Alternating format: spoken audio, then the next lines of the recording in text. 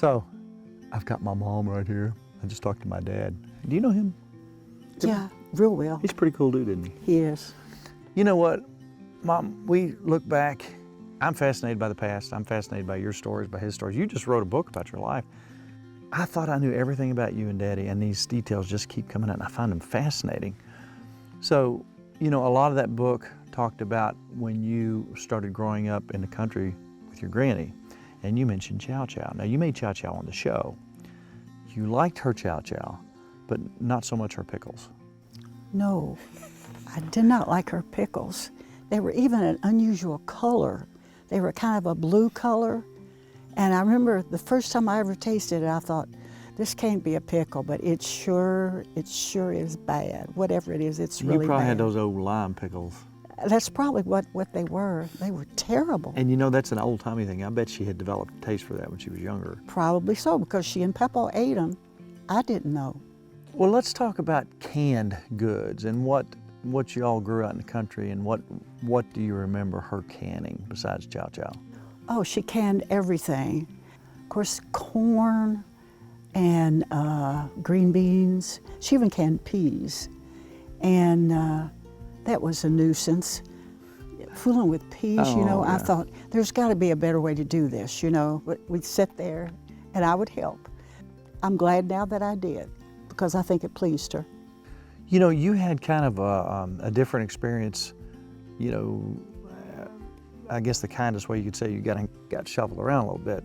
So you would go to Granny's and you would have some pretty rudimentary meals, which I'm sure, and some wild game as well. Mm-hmm. Then you would go to Moy's and Poy's, and what was the difference in the situation? What would you look forward to? That was the city. City food, eaten in a city setting. The dishes all matched and were really nice. I appreciated that. My grandmother had plates, different colors, different styles and all that. And I never could understand why she didn't find a set that matched. They were both great cooks, my grandmother and my grandfather.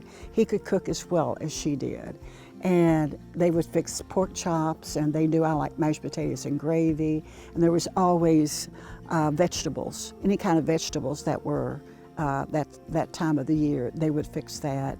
So you have a different memory, but of the same company. When we talked about the Donaldson man, you remember one too, but what was different about that? Well, he wasn't in a wagon, he was in a truck. And it was a green truck and had like gold lettering on it. And whenever we knew he was there, he was usually come at certain times. And Mother and I would go down, and she would let me pick out this one type of pastry that I really did like. And she would pick out something that she liked. And also we got a coloring book too. So did Granny have a root cellar? She had a cellar. It was really odd. It was a really odd situation. There was a smokehouse behind the regular house. But to the right of the smokehouse, Papa had like a tool shed. But if you went into the tool shed, to the back corner, you could lift up a door and fasten it and go down the steps into her cellar. And she had shelves on all three sides. And I can remember the colors, the beautiful colors that were there. She had places where you could put pumpkins or apples or pears. Potatoes, yeah. And, but it was not easy to get into it. So a lot of times she sent me. I loved to do it. I thought it was an adventure.